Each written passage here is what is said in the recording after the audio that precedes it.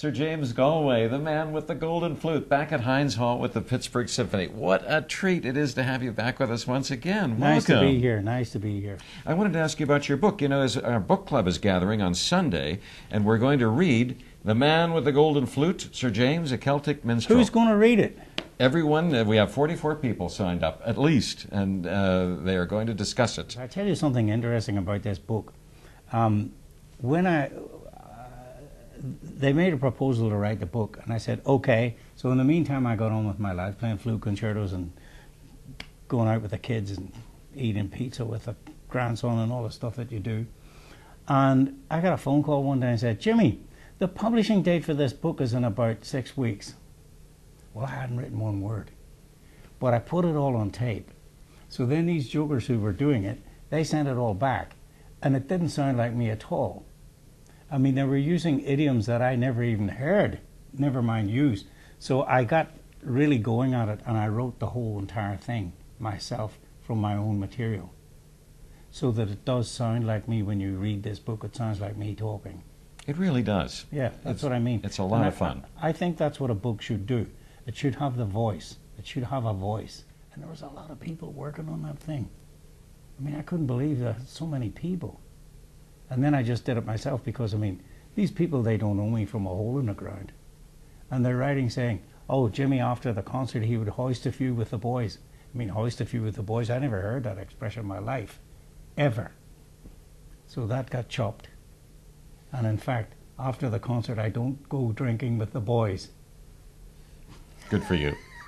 Yeah, because, you know what I hate about drinking with the boys? You hear the same old story over and over again, and the drunker they get, the more they repeat it. And you know, I'm too old for that stuff.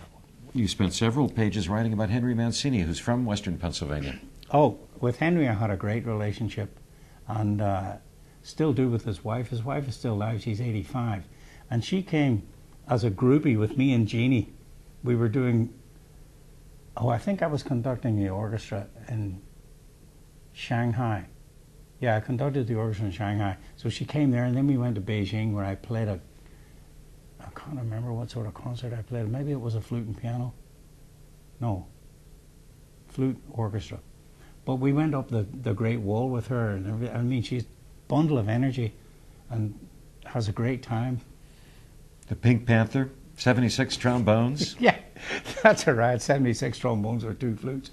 You remember, we played it once at the Capitol. And it starts off with the second flute, with Henry going da da da dee da da da da da dee da da da. So I'm supposed to come in the second bar. So I let him play at about 14 bars. Then he stopped and said, Jimmy, you're supposed to come in here. I said, I know, I'm trying to make it famous. Yeah. And the audience all cracked up, you know. Anyway, we had great times together. And, you know, playing the music that he wrote is it's very playable on the flute because he was a flute player. Well, I learned from the book that you've been to the White House twice with both President Bush and President Clinton. I was also there with George Bush Jr., which was a real scream. It's funny. He's a funny guy, you know.